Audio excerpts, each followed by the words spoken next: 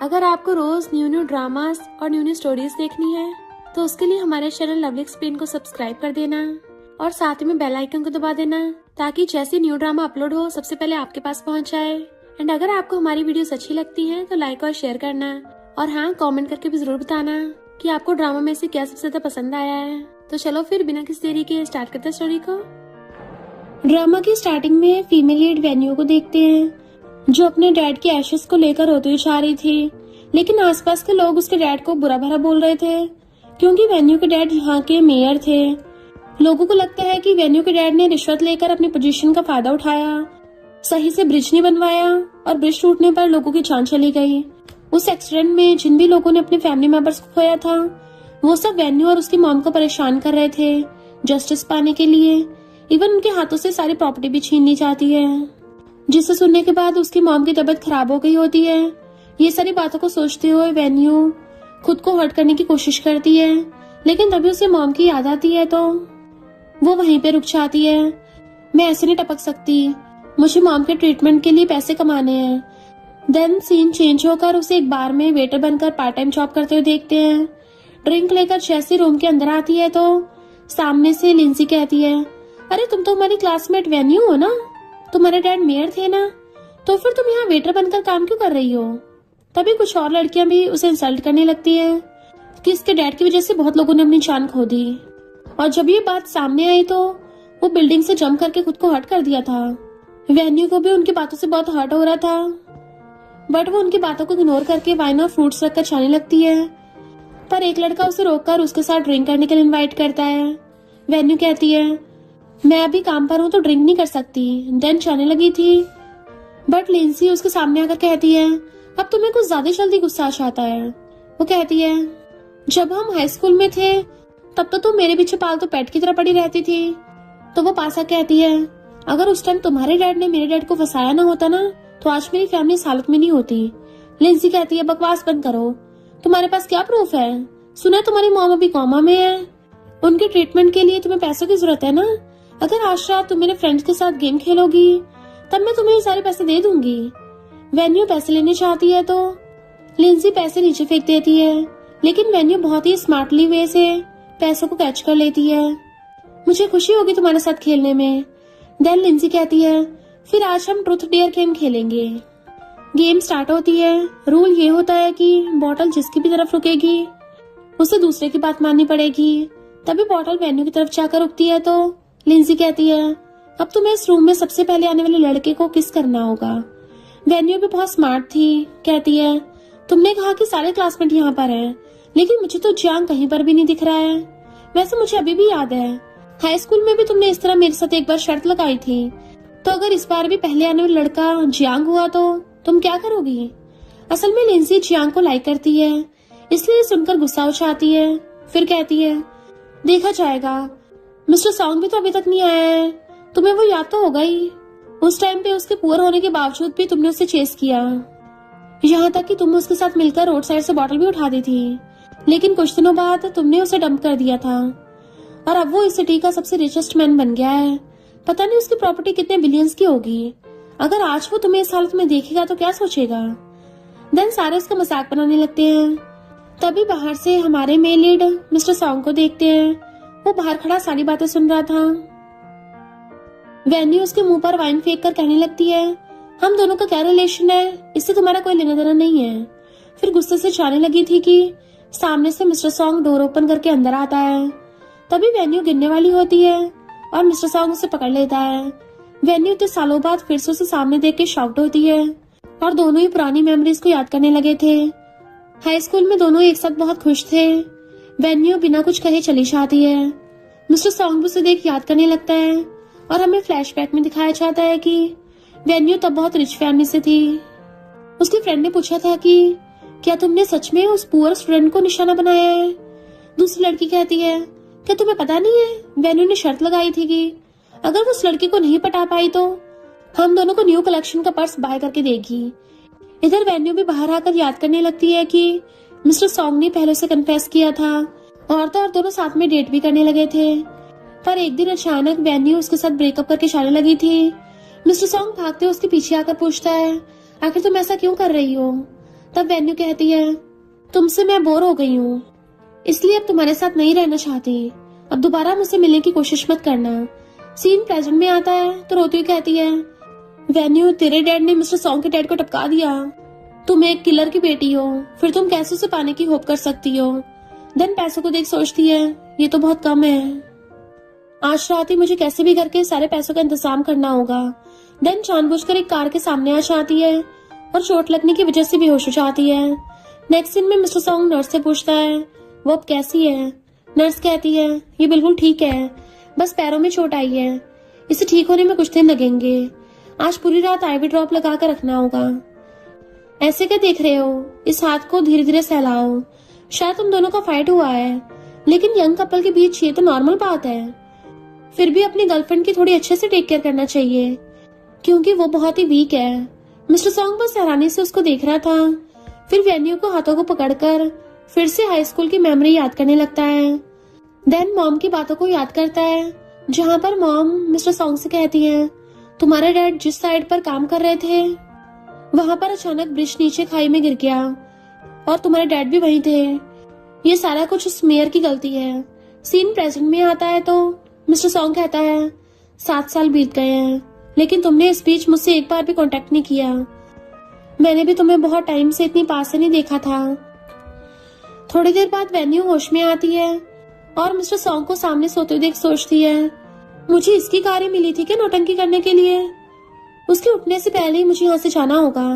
Then धीरे धीरे कर जाने लगी थी, बट डोर के पास आकर रुकती हुई कहती है, कल मॉम का हॉस्पिटल बिल पे करने का लास्ट डे है, मुझे कैसे भी करके आज ही सारे पैसे इकट्ठे करने होंगे। देन उसे उठाते हुए कहती है, क्योंकि तुम्हारी कार से मेरा एक्सीडेंट होते होते बचा है, इसलिए मुझे कंपनसेशन के तौर पे 30,000 दे दो। मैं तुम पर केस नहीं करूंगी। मिस्टर सॉन्ग पूछता है, बस इतना ही। वो हाँ करती है, फिर उसे पैसे ट्रांसफर कर देता है और कहता है, अब जब मैंने कंपनसेट कर दिया है तो कल मेरा लॉयर तुमसे मिलने आएगा, उस एक्सीडेंट की पूरी डिटेल्स दे देना। देन वहां से चला जाता है। वेन्यू सोचती है, इसके कहने का मतलब क्या था, और वो मुझे मिस वैन क्यों बुला रहा था, क्या आज हम पहली बार मिले हैं। तभी उसे मिस्टर सॉन्ग का लॉयर कॉल कर कहता है, मिस्टर सॉन्ग ने आप पर झूठे एक्सीडेंट का केस किया है। अगर आपने उन्हें 1,60,000 कंपनसेट नहीं किया तो वो आपको जेल भेज सकते हैं।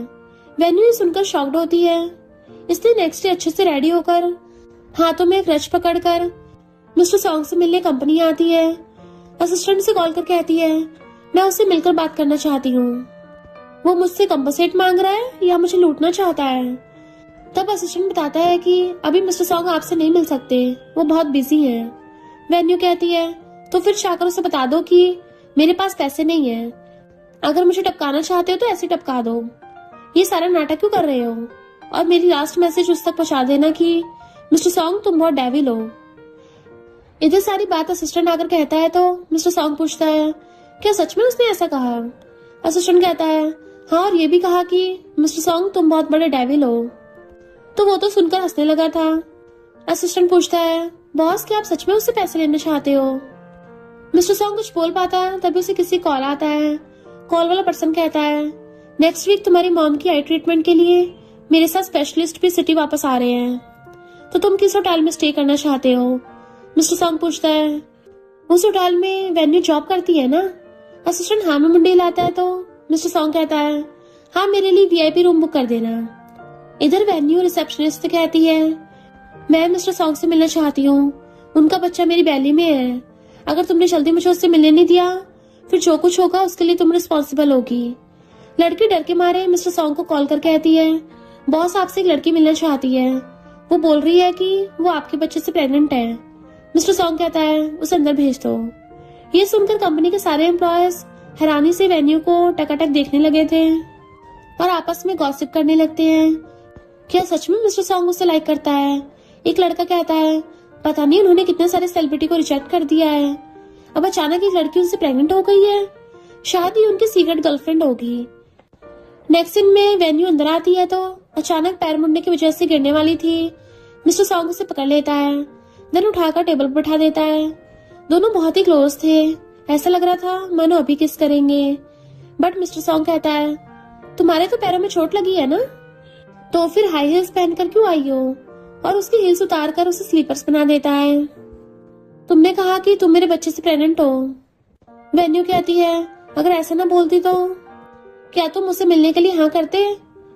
मिस्टर सॉन्ग स्माइल कर कहता है, वैसे मैं पूछना चाहता हूँ कि बच्चा कितने महीने का है? मुझे सही से याद नहीं है कि आखिर हम साथ में कब सोए थे। शायद तुम्हें भी पता नहीं है, इसलिए क्यों ना मेरे साथ चेकअप करने चलो। ये बात सच है झूठ है पता चल जाएगा। अगर ये बात झूठ हुई तब तो मेरे साथ साथ कंपनी पर भी इसका बुरा इम्पैक्ट पड़ेगा। फिर तुम्हें बाहर खड़ी लीगल टीम के साथ बात करनी पड़ेगी। तुम्हें क्या लगता है तुम इसके रिजल्ट को झेल पाओगी? वेन्यू कहती है, तुम चाहे जो कुछ भी क्यों ना कर लो, सच तो ये है कि मेरे पास पैसे नहीं है, इसलिए मुझे सब धमकी देने का कोई फायदा नहीं है। मिस्टर सॉन्ग कहता है, ठीक है फिर मुझे धीरे धीरे कर सारे पैसे लौटा देना। अब तुम ये डिसाइड करो कि हर महीने तुम मुझे कितने कितने पैसे का लौटा सकती हो। वेन्यू कहती है, हर महीने 1000 दे सकती हूँ। फिर सोचती है, ऐसे तो पैसे चुकाने के लिए मुझे 13 साल लग जाएंगे। क्या ये सब जानबूझ के कर रहा है ताकि मुझे परेशान कर सके, बदला ले सके? मिस्टर सॉन्ग कहता है, तुम और भी काम करके पे कर सकती हो। वेन्यू कहती है, नहीं ये ठीक है। देन वहां सलीशा आती है। नेक्स्ट दिन में उस पैरों के साथ जॉब पर आती है। मैनेजर जिसका नाम याओ था वो पूछती है, तुमने 2 दिन की छुट्टी ले लिया है तो अब तुम्हें छुट्टी नहीं मिलेगी। वेन्यू कहती है, नहीं अब और छुट्टी नहीं चाहिए, मेरी मॉम का ट्रीटमेंट अभी भी चल रहा है। देन 2 लड़की आपस में मिस्टर सॉन्ग की तस्वीर देखकर बड़ी खुश हो रही होती है, इवन तारीफ भी कर रही होती है। मिस्टर सॉन्ग ने सिर्फ 27 की एज में इतना कुछ हासिल कर चुका है, लेकिन अफसोस की बात यह है कि वो अभी भी सिंगल है। आज तक उनकी एक भी गर्लफ्रेंड नहीं बनी है। वेन्यू ये सुनकर उनसे उसकी फोटो लेकर कहती है, अभी तक सिंगल है, यानी ये बहुत अच्छा पर्सन है, नहीं तो ये गे भी हो सकता है। तभी तो इसे लड़कियों में कोई इंटरेस्ट नहीं है। तुम यंग लड़कियां इसके हैंडसम फेस को देखकर बहक सकती हो, पर मैं नहीं। ये सारे न्यूज वाले तो 70 साल की बुढ़ी को भी फिल्टर यूज करके 16 साल की यंग लड़की बना सकते हैं, बट उनका रियल फेस तो कुछ और ही होता है। तभी मिस्टर सॉन्ग आकर उसके पीछे खड़ा हो जाता है। वेन्यू अपने पूरे फेस को बिगाड़ के कहती है, असल में मिस्टर सॉन्ग ऐसा दिखता है। ये दोनों लड़की उसको इशारा भी करती है कि वो तुम्हारे पीछे है, बट वो तो बुलेट की तरह नॉन स्टॉप बोले जा रही थी। मिस्टर सॉन्ग को देख फोटो नीचे फेंक देती है तो वो उठा लेता है। लड़कियां तो उसे रियल में देखकर खुश हो रही होती है। मिस्टर सॉन्ग तो रियल में और भी ज्यादा हैंडसम दिख रहा है। वो कहता है, इस होटल का स्टाफ बहुत ही टैलेंटेड है। मिस वेन, आप बहुत अच्छी ड्राइंग भी कर लेती हो। उसके जाने के बाद एक लड़की पूछती है, क्या तुम मिस्टर सॉन्ग को इतना हिट करती हो? वो कहती है, हाँ बहुत ज्यादा हिट करती हूँ। दूसरी लड़की पूछती है, बट क्यों? मिस्टर सॉन्ग तो बहुत अच्छा है। वेन्यू कहती है, किसी को हिट करने के लिए किसी रीजन की जरूरत थोड़ी ना पड़ती है। याओ सर पे मारती हुई कहती है, आज तुमने ऑलमोस्ट हमारे वीआईपी गेस्ट को नाराज ही कर दिया था। तभी एक और स्टाफ आकर कहती है, मिस्टर सॉन्ग रूम में रह रहे हैं, उस रूम की मेड बहुत दिनों से लीव पर है, तो अब कौन उन्हें सर्विस देगा? याओ कहती है, मिस्टर सॉन्ग ने स्पेशल रिक्वेस्ट किया है कि जब तक वो हमारे होटल में रुक रहे हैं तब तक वेन्यू इन्हें फुल टाइम सर्विस देगी। वेन्यू तो एकदम हैरान थी, पर मैं ही क्यों? ऊपर से 24 घंटे, इसका मतलब मुझे यहीं पर रुकना होगा। याओ कहती है, तुम्हें अच्छे से पता है सारे रिच लोग कितने सारे टिप्स देते हैं। तुम्हें नेक्स्ट मंथ भी तो मॉम की हॉस्पिटल बिल पे करनी है ना। वेन्यू कुछ नहीं कह पाती। नेक्स्ट दिन में मिस्टर सॉन्ग के लिए टी लेकर आती है, लेकिन जैसे रूम में एंटर करती है सामने मिस्टर सॉन्ग को बिना कपड़ों के बाथटब में बैठा देख के जल्दी से आइस बंद कर लेती है। मिस्टर सॉन्ग, अगर आपको कुछ चाहिए तो मुझे बुला लेना।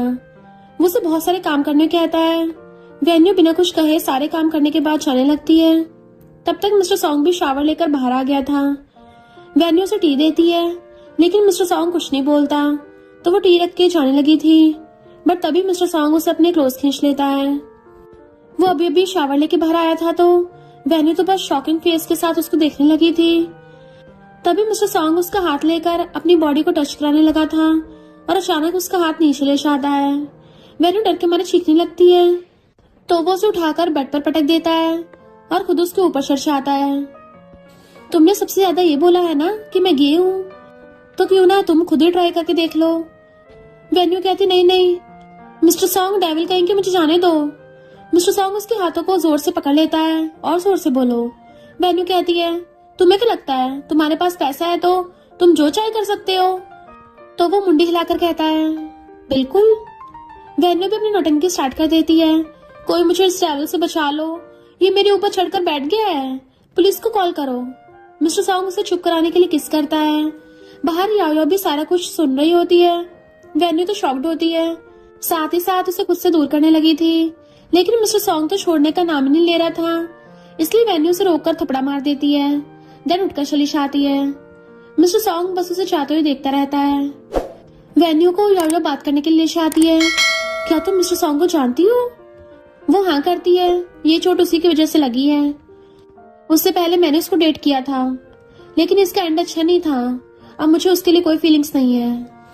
याओ कहती है, मिस्टर सॉन्ग जिस तरह तुम्हें देखता है उससे साफ पता चल रहा था कि वो अब भी तुम्हें लाइक करता है।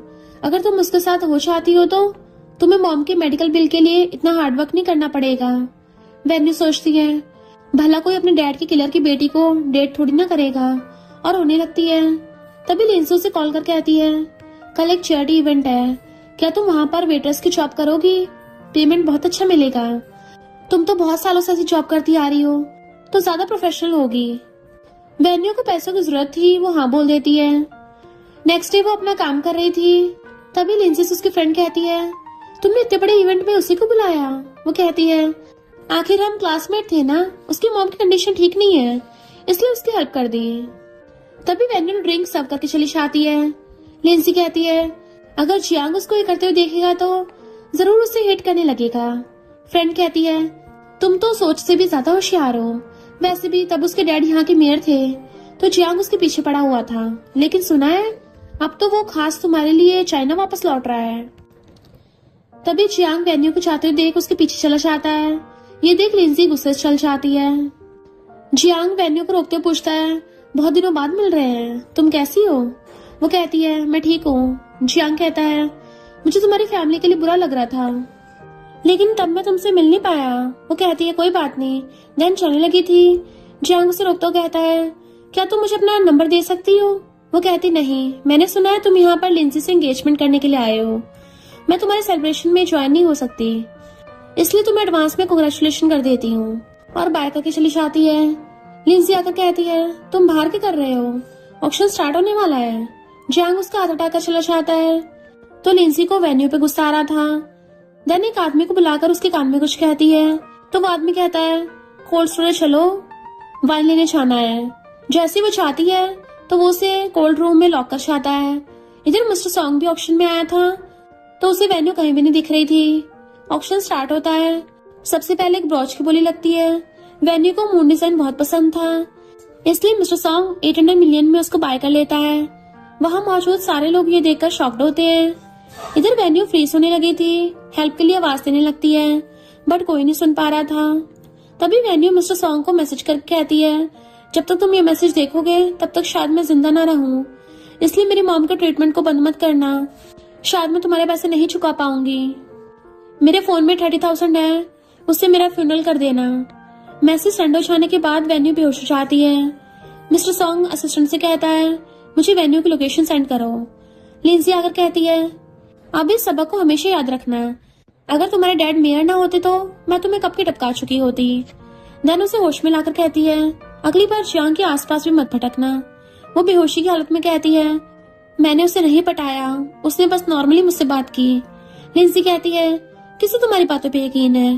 फिर जैसे उठकर जाने लगी थी, तभी वेन्यू उसके सर पे मार के बेहोश कर देती है।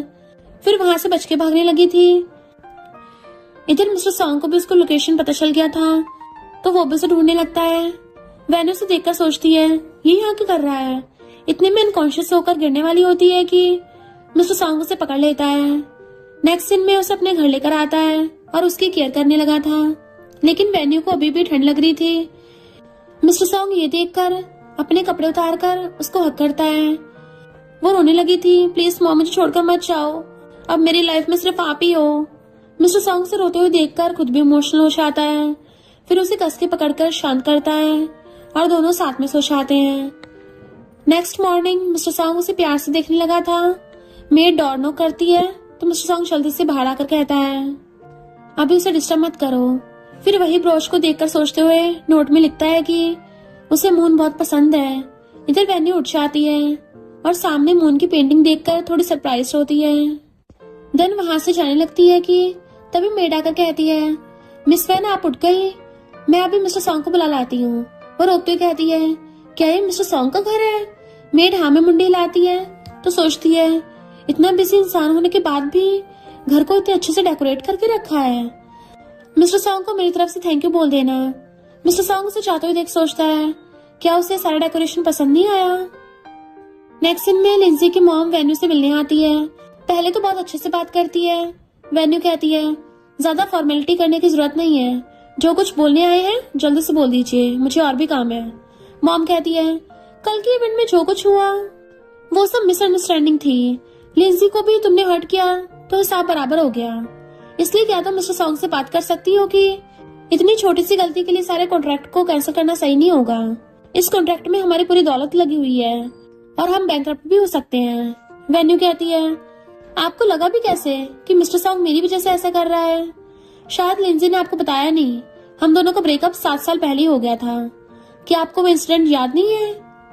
अगली बार मुझसे मिलने से पहले अपनी बेटी को समझा देना। खुद तो सॉरी बोलने आई नहीं, ऊपर से आपको मुझे पटाने भेज दिया।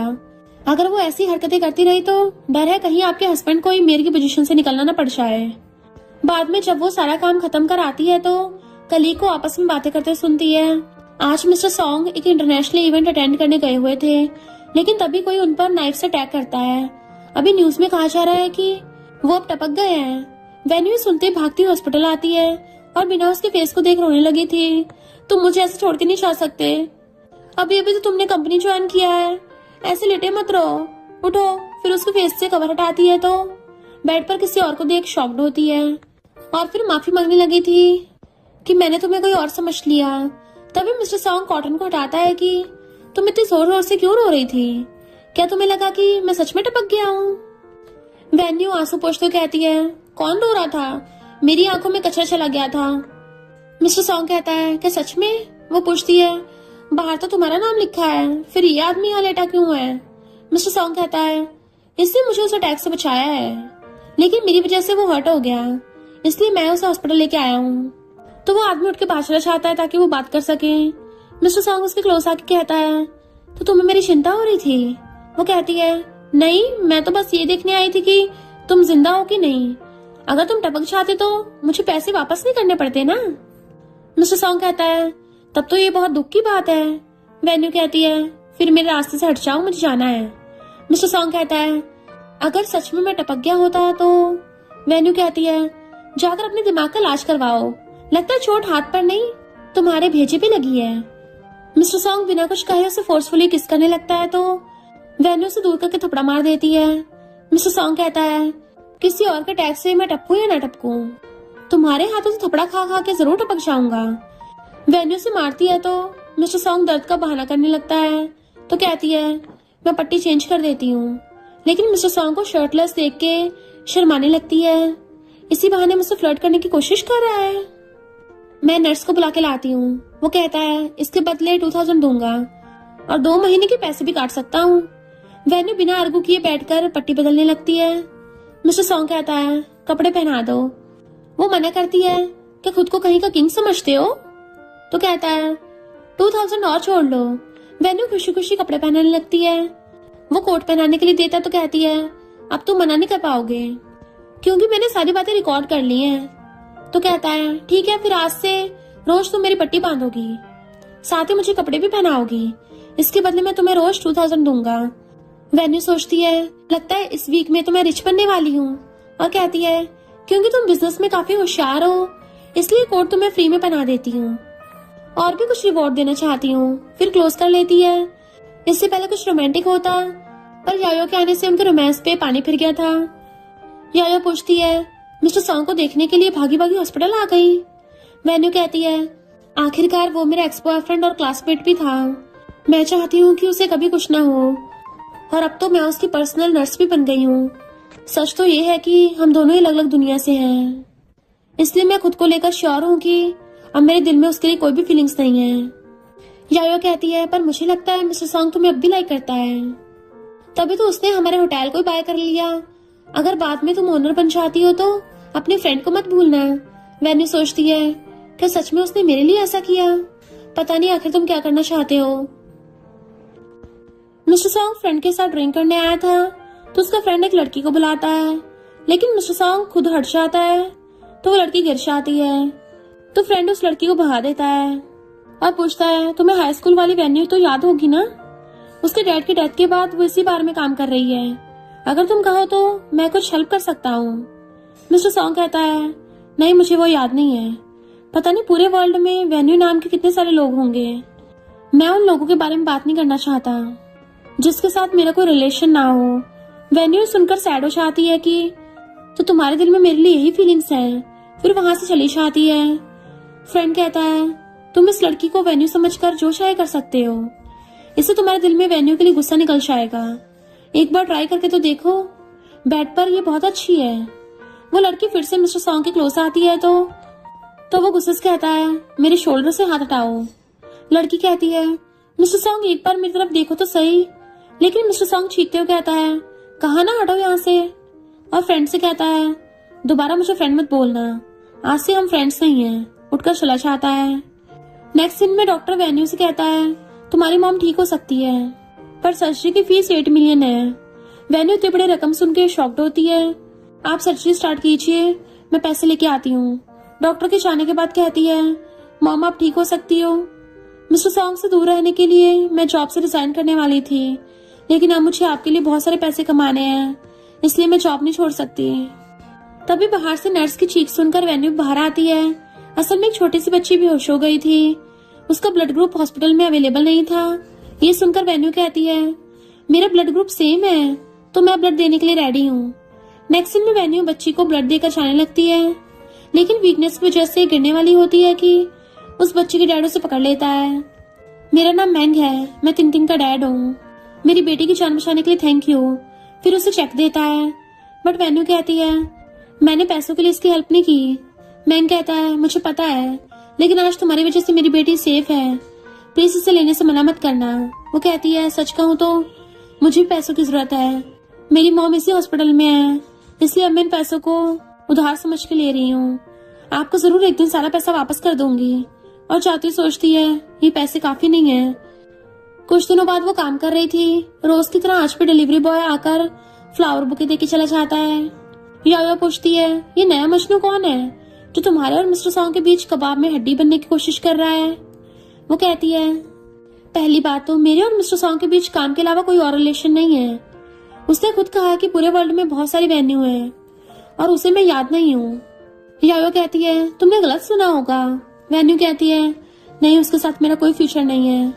यायो पूछती है, तो फिर क्या तुम इस मजनू को चांस देने वाली हो? तो कहती है, कुछ दिन पहले हॉस्पिटल में मैंने एक छोटी बच्ची की जान बचाई थी, उसके डैडी मुझे ये सारे फ्लावर्स भेज रहे हैं। यायो कहती है, ऐसा लगता है वो तुम्हें अपनी बेटी का ब्लड बैंक बनाना चाहता है। वेन्यू कहती है, अगर उसके पास पैसा है तो फिर कोई प्रॉब्लम नहीं, इससे मेरी मॉम की सर्जरी हो सकती है। यायो कहती है, और तेरी खुद की खुशी का क्या होगा? तो कहती है, डैड के चले जाने के बाद मुझे हैप्पीनेस के बारे में कभी सोचने का मौका ही नहीं मिला। अगर सर्जरी नहीं हुई तो मॉम भी मुझसे दूर चली जाएंगी। नेक्स्ट दिन में वो दूसरी पार्ट टाइम जॉब पर आती है। तभी वॉशरूम में मिस्टर सॉन्ग की मॉम को देखकर उनकी हेल्प करने आती है, क्योंकि उसकी मॉम एक्सीडेंट की वजह से ब्लाइंड हो गई थी। वेन्यू पूछती है, आंटी आप किसे ढूंढ रहे हैं? मॉम कहती है, मेरी डॉटर इन लॉ जाओजा को। आज यहाँ पर मैं अपने कुछ पुराने फ्रेंड से मिलने आई थी। जाओजा भी मेरे साथ थी, पता नहीं कहाँ चली गई। तो सोचती है कि मिस्टर सॉन्ग की फियांसे है, मैं आपको ले चलती हूँ। नेक्स्ट दिन में जाओजा कहती है, आंटी मैं अभी जाने वाली थी आपको लेने के लिए, आप अकेली क्यों आई? अगर गिर जाती तो? मॉम कहती है, इस बच्ची ने मेरी हेल्प की है। वेन्यू जाने लगती है, बट जाओजा से रोक के कहती है, रुको मैं तुम्हें कुछ टिप देना चाहती हूँ। वेन्यू को एम्बेरस फील हो रहा था, फिर भी रुक जाती है। तभी मॉम के फ्रेंड्स मिस्टर सॉन्ग और जाओजा की शादी के बारे में बात करने लगे थे, जिसे सुनकर वेन्यू को बहुत बुरा लग रहा था। फिर भी चुप करके खाना सर्व करने लगती है।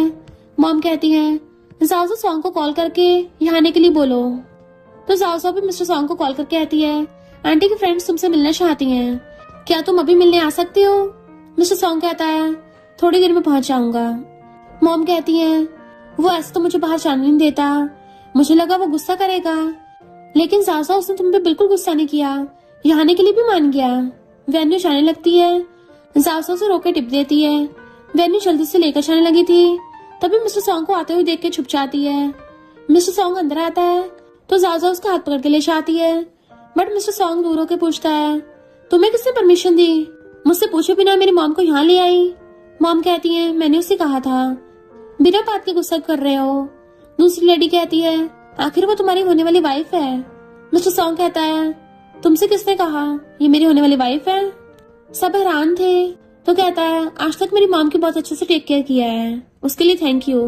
पहले मुझे लगा था तुम खुद ब खुद समझ जाओगी कि हम दोनों का साथ में कोई फ्यूचर नहीं है, बट लगता है आज क्लियर करने पड़ेगा।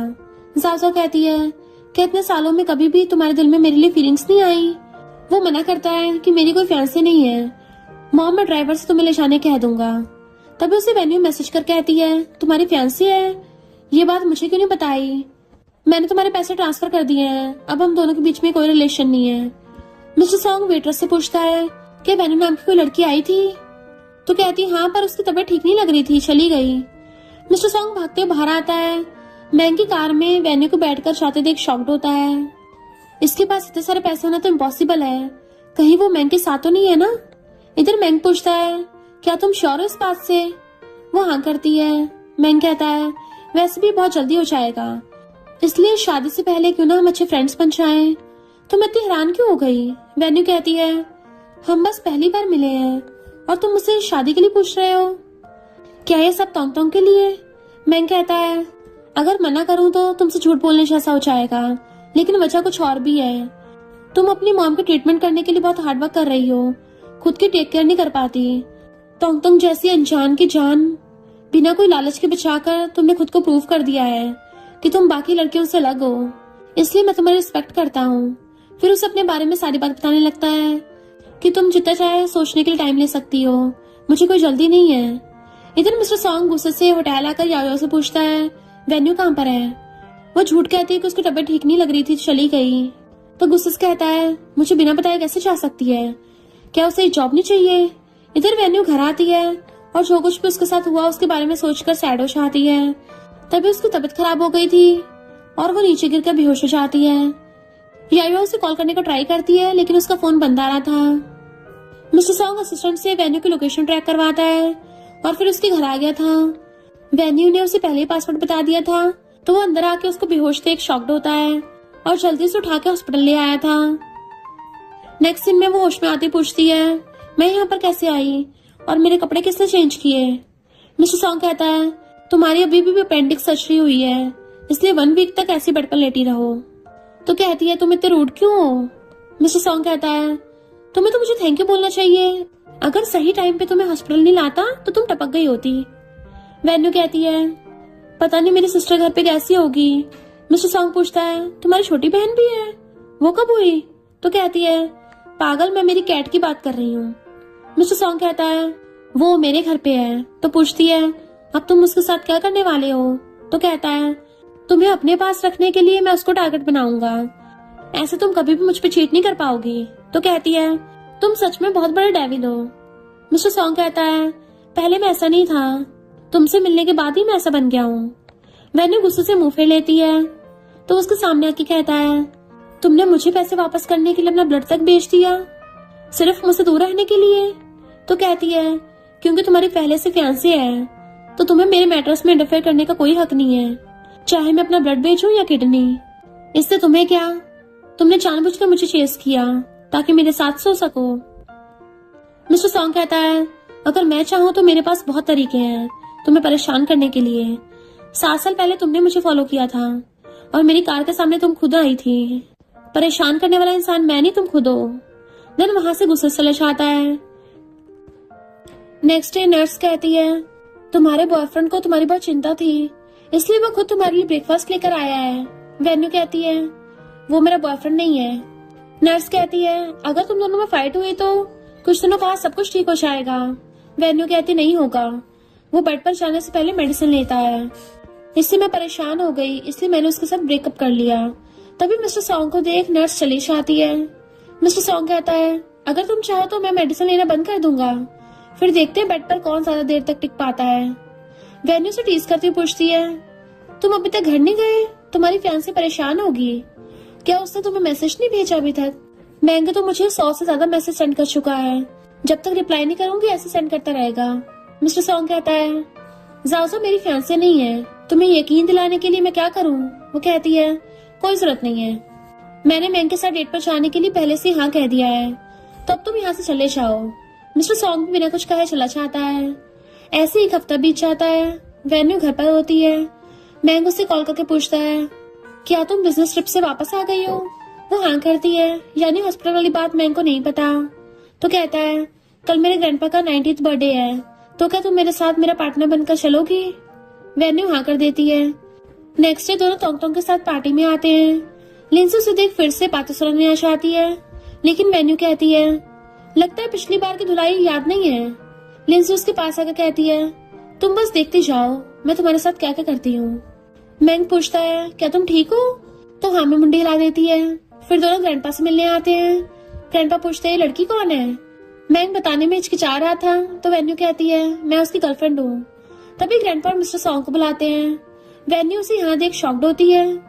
मिस्टर सॉन्ग तो उसे मैंग का हाथ ऐसे पकड़ते हुए देख के बहुत जेलस होता है। यहाँ पता चलता है कि जावजा और मैंग दोनों ब्रदर सिस्टर हैं। ग्रैंडपा मिस्टर सॉन्ग से पूछते हैं, तो तुम जावजा से कब शादी करने के बारे में सोच रहे हो? मिस्टर सॉन्ग वेन्यू को देखते हुए कहता है, माफ करना, आपको कुछ मिसअंडरस्टैंडिंग हुई है, मैं जावजा को लाइक नहीं करता। फिर जाके बैठ जाता है। तभी टोंग टोंग वेन्यू को बुलाने आती है, तो सारे गेस्ट कहने लगते हैं कि तीनों को देख ऐसा लग रहा है जैसे परफेक्ट और हैप्पी फैमिली इसे कहते हैं। मिस्टर सॉन्ग को सारी बातें सुनकर बहुत गुस्सा आ रहा था, इसलिए वाइन ग्लास को हाथ में तोड़ देता है, जिससे उसकी खुद भी चोट लग गई थी। रात में मैंग वेन्यू को ड्रॉप करने आता है, बट वो चाहते हुए मिस्टर सॉन्ग को देख लेती है, इसलिए मैंग को बहाने से घर के अंदर बुलाती है, जिससे मिस्टर सॉन्ग और भी ज्यादा गुस्से में कार में बैठे बैठे सिगरेट चलाने लगा था। दोनों कितने पास से बात करते हुए देख के हॉर्न बजाता है, बट वो विंडो बंद कर देती है। मैंग कहता है, तुम अकेली रहती हो तो तुम्हें अपनी सेफ्टी पर ज्यादा ध्यान देना चाहिए। तभी लाइट ऑफ देखकर मिस्टर सॉन्ग गुस्से से मैंग की कार को हिट कर देता है। दोनों भागकर नीचे आते हैं, तो वेन्यू उसको थपड़ा मारकर कहती है, क्या तुम पगला गए हो? मिस्टर सॉन्ग कहता है, क्या तुमने उसे हम दोनों के पास्ट रिलेशनशिप के बारे में बताया है? फिर उसे लेकर जाने लगा था। मैंग उसे रोकते कहता है, ये तुम क्या कर रहे हो? मिस्टर सॉन्ग कहता है, अगर तुमने चाहते हो कि मैं तुम्हें बैंकरप्ट करूं, तो मेरे रास्ते से हट जाओ, यहीं पर रुको, मेरा असिस्टेंट तुमसे बात करेगा। फिर वेन्यू को अंदर लाकर जबरदस्ती किस करने लगा था। वेन्यू फिर से उसे थपड़ा मारकर कहती है, अब तो तुम खुश होगे ना इतना बड़ा कांड करके? तुम भी बाकी की तरह बस मेरे साथ सोना चाहते हो। मिस्टर सॉन्ग भी गुस्से से कहता है, हाँ मैं तुम्हारे साथ सोना चाहता हूँ, मैं उससे तो अच्छा हूँ जो अपनी बेटी के लिए तुम्हें ब्लड बैंक की तरह यूज कर रहा है। वेन्यू कहती है, मैंने अपना ब्लड अपनी मर्जी से दिया है और वो मेरे साथ बहुत अच्छे से बिहेव करता है, तुमने उसकी कार को टक्कर मार दी, अब वो बेचारा घर कैसे जाएगा? मिस्टर सॉन्ग कहता है, तुम्हें बड़ी उसकी चिंता हो रही है। देन उसको और पॉसेसिव वे से किस करने लगा था। वेन्यू दूर करती हुई कहती है, तुम्हें जाओ के पास जाना चाहिए। मिस्टर सॉन्ग कहता है, कहा ना मेरा उसके साथ कोई रिलेशन नहीं है, तुम इस बात पर यकीन क्यों नहीं कर रही हो? वो कहती है, उससे कोई फर्क नहीं पड़ता, उसके ग्रैंडपा और तुम्हारी मॉम दोनों ही चाहते हैं कि तुम दोनों की शादी हो जाए। मिस्टर सॉन्ग कहता है, तुम्हें पैसे चाहिए ना, मैं तुम्हें पैसे देने के लिए तैयार हूँ, बताओ तुम्हें कितने पैसे चाहिए, 1 बिलियन 2 बिलियन? वेन्यू कहती है, तुम्हें लगता है मैं उन लड़कियों में से हूँ जो पैसों के लिए किसी के साथ भी सो सकती है? मिस्टर सॉन्ग कहता है, मैं बस तुम्हारा शुगर डैडी बनकर नहीं रहना चाहता। वेन्यू कुछ नहीं बोल पाती, तो रोते हुए कहने लगता है, तुम्हें मॉम की सर्जरी के लिए पैसे चाहिए, मैं तुम्हें पैसे देने के लिए रेडी हूँ, इसके बदले मुझसे 1 साल के लिए कॉन्ट्रैक्ट मैरिज कर लो, मेरे दिल में सिर्फ तुम ही हो, तुम दुनिया की बहुत सारी वेन्यू में से सिर्फ एक ही वेन्यू हो। तुम्हें पता है इतने सालों में मैंने तुम्हें ढूंढने के लिए पहले सारी वेन्यू नाम की लड़की के बारे में पता लगाया, अब जाकर तुम मुझे मिली हो, दोबारा मुझे खुद से अलग मत करो, पहले मुझसे शादी कर लो। फिर नेक्स्ट डे दोनों को मैरिज सर्टिफिकेट के साथ सिविल अफेयर ब्यूरो से बाहर निकलते हुए देखते हैं।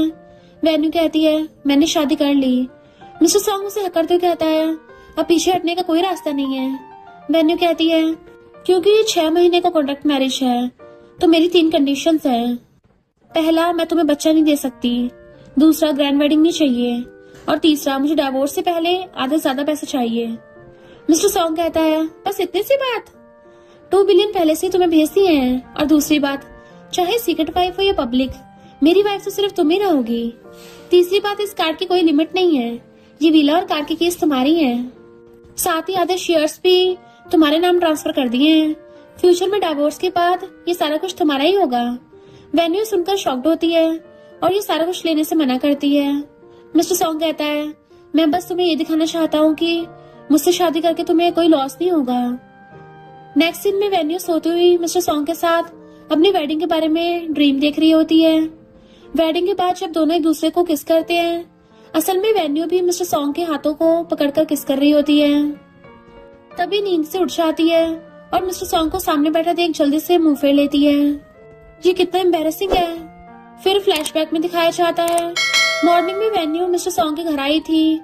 मेड उसे रूम में लेकर जाने लगी थी, तभी पास के एक रूम को लॉक देख के क्यूरियस होकर देखने लग जाती है, लेकिन मेड सही टाइम पर रोक लेती है कि उस रूम में लड़कियों का जाना मना है।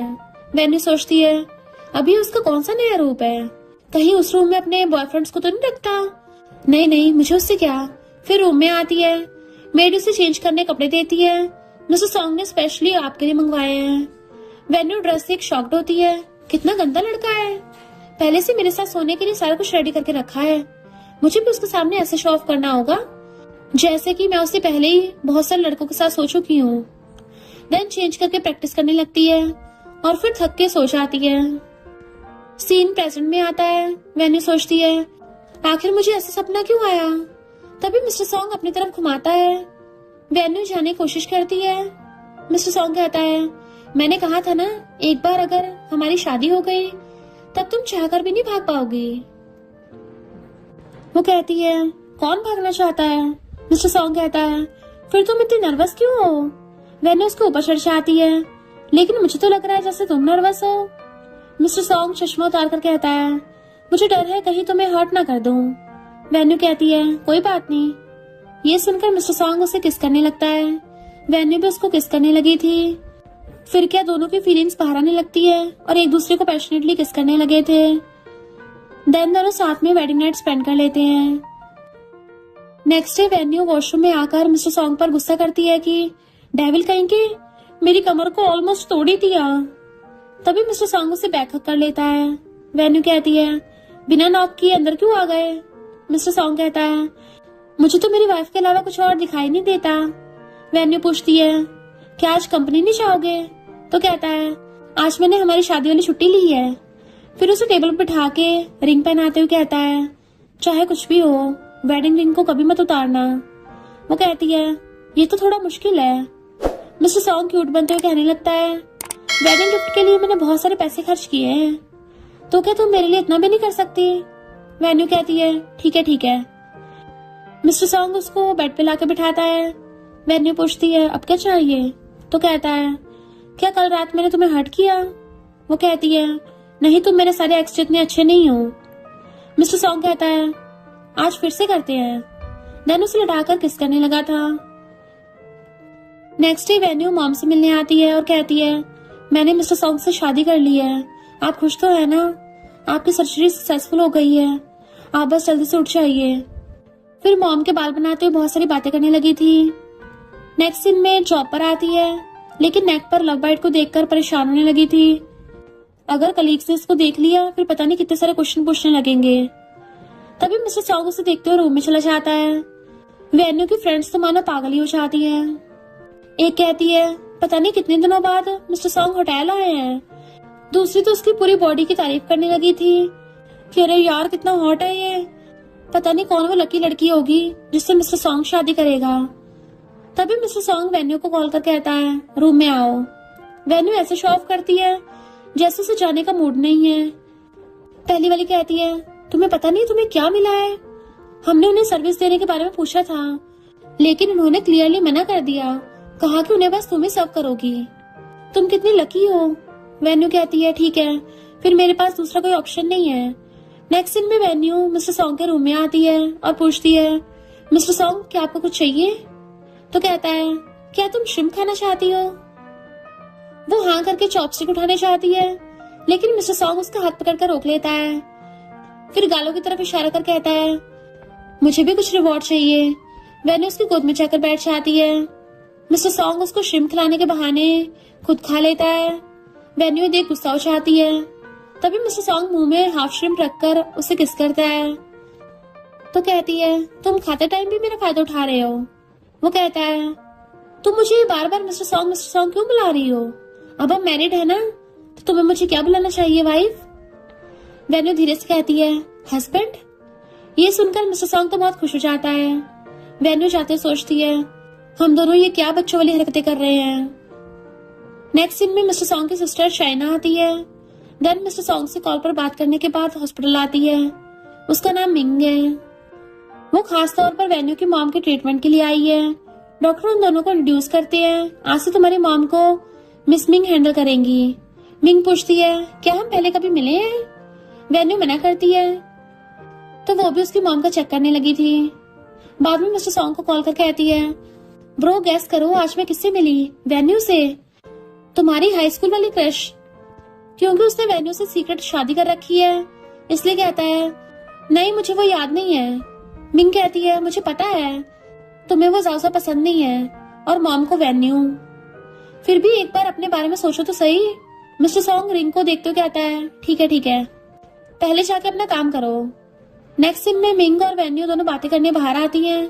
वेन्यू पूछती है, मेरी मॉम की कंडीशन ठीक तो है ना? वो हाँ करती है, मैं बस जानना चाहती हूँ क्या तुम मैरिड हो?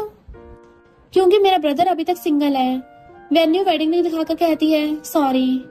तो मिंग कहती है, मेरे एक फ्रेंड ने भी जल्दबाजी में शादी कर ली थी, लेकिन वो ज्यादा दिनों तक टिक नहीं पाई।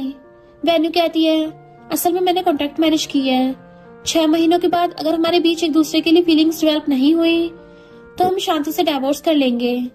मिंग कहती है, फिर तो तुम्हें अपनी लाइफ में आगे बढ़ना चाहिए। देन वॉशरूम चली जाती है। तभी जियांग आकर वेन्यू के साथ फ्लर्ट करने की कोशिश करता है। वेन्यू जाने लगी थी, बट वो उसका हाथ पकड़कर रोक लेता है और सामने से मिस्टर सॉन्ग को आते देख वेन्यू जल्दी से उसे दूर करने की कोशिश करती है। बट उन दोनों को ऐसे देख के मिंग गलत समझ लेती है कि जियांग उसका हस्बैंड है। ऊपर से वेन्यू से मैसेज कर झूठ बोलती है कि सडनली मेरा हस्बैंड आ गया तो मुझे जाना पड़ेगा, हम किसी और दिन मिलकर डिनर करेंगे। मिंग सोचती है, ये कैसा कोइंसिडेंस है? हाल ही न्यूज में जियांग और लिंजी की एंगेजमेंट के बारे में बताया जा रहा था। फिर उसे मार के कहती है, गधा कहीं का। जियांग तो शॉक्ड होता है, उसने बिना बात के मुझे मारा क्यों? नेक्स्ट सीन में मिंग मेडिसिन के बहाने वेन्यू को घर बुलाती है। मिस्टर सॉन्ग थोड़ी देर बाद घर आता है। अनफॉर्चुनेटली जाओ भी मॉम से मिलने आई थी। मिस्टर सॉन्ग पूछता है, तुम यहाँ क्या कर रही हो? तो कहती है, आज आंटी का बर्थडे है इसलिए उनसे मिलने आई। मुझे पता नहीं था तुम भी यहाँ पर होगे। फिर मॉम से मिलकर बर्थडे गिफ्ट देकर जाने लगी थी, लेकिन मॉम उसे साथ में डिनर के लिए रोक लेती हैं। सारे मिलकर मॉम का बर्थडे सेलिब्रेशन कर ही रहे थे कि तभी डोरबेल बजती है। मिस्टर सॉन्ग डोर ओपन करके वेन्यू को देख के शॉक्ड होता है। वेन्यू भी वॉल पर फोटो को देख के शॉक्ड होती है कि मिंग मिस्टर सॉन्ग की सिस्टर है।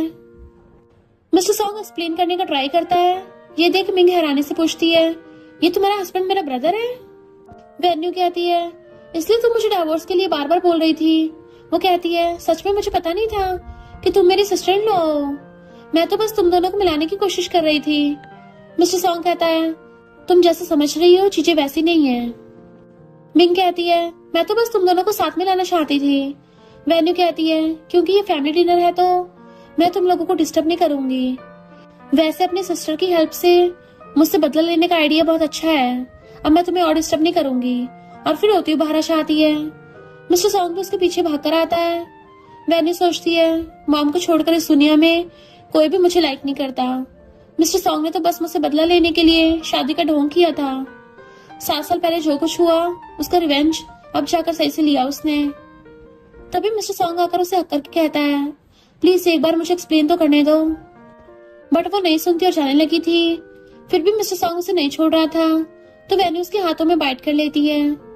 अब क्या समझाना बाकी रह गया है? तुम्हें अच्छे से पता है जाओ तुम्हें लाइक करती है और तुम्हारे फैमिली डिनर में भी वो यहाँ पे है। कब तक मुझे फूल बनाते रहोगे? पिछले कुछ दिनों से मुझे सच में लगा कि तुम मुझे लाइक करते हो। अब जाकर मुझे सारी बात समझ आने लगी है। क्यों तुम स्टार्टिंग से लेकर अब तक मेरे साथ इतने अच्छे रहे हो? ये सारा कुछ तुमने पहले से प्लानिंग कर रखा था ना, है ना? बस सही मौके की तलाश कर रहे थे। मिस्टर सॉन्ग कहता है, क्या तुम्हारे दिल में मैं इतना बुरा हूँ? वो कहती है, हाँ चलो डिवोर्स ले लेते हैं। मिस्टर सॉन्ग कुछ नहीं कहता, बस रोता रहता है। तभी असिस्टेंट कॉल कर कहता है, बॉस, अभी आपने जिस केस के बारे में पता लगाने कहा था उसका पता चल गया है। वो कहता है ठीक है मैं अभी आ रहा हूँ। इधर वेन्यू बार में बैठी बैठी टल्ली हो जाती है।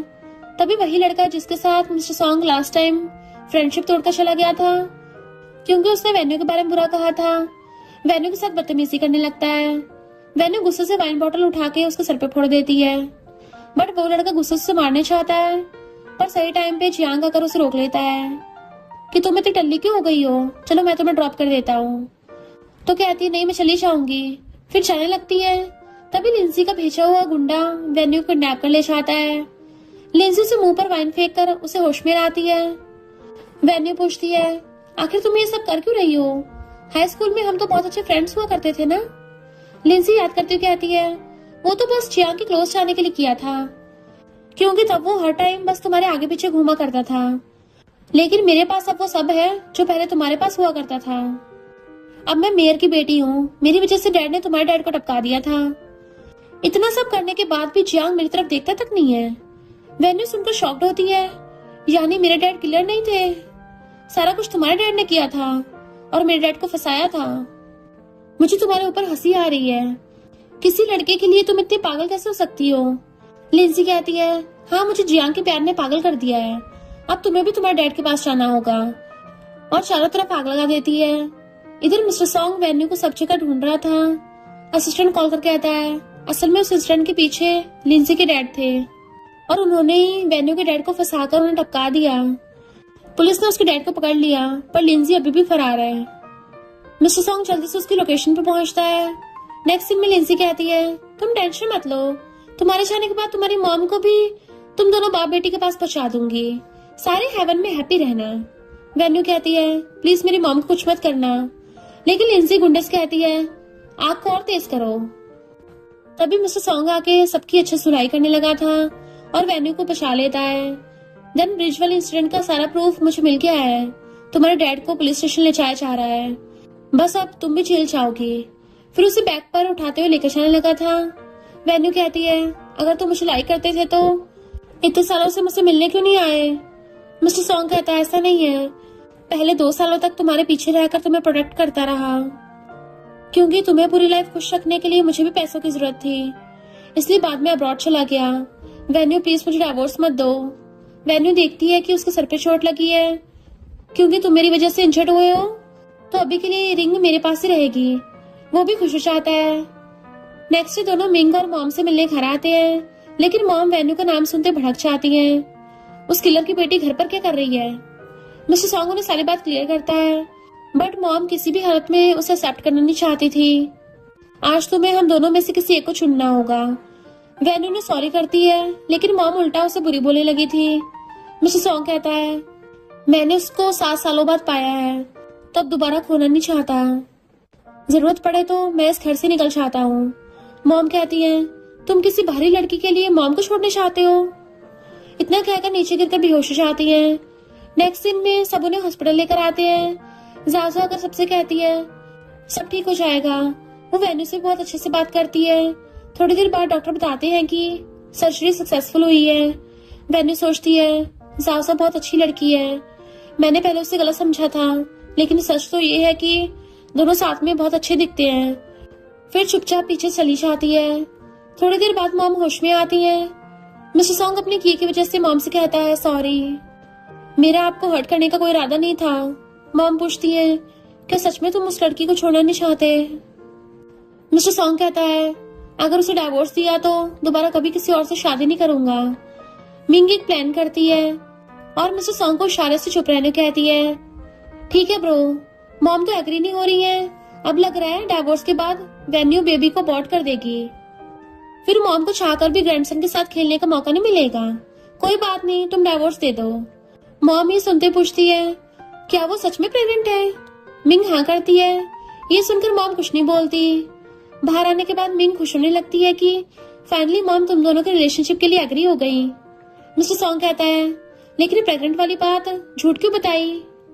तो कहती है मैंने कहाँ झूठ बोला, वैसे भी कुछ दिनों में सिस्टर लॉ प्रेग्नेंट होने वाली है। मिस्टर सॉन्ग ये सुन के शर्माने लगा था। तभी वेन्यू को ना देख के हैरान होता है। इधर वेन्यू घर छोड़ के जाते टाइम उस सीक्रेट रूम को खुला हुआ देखकर अंदर आती है।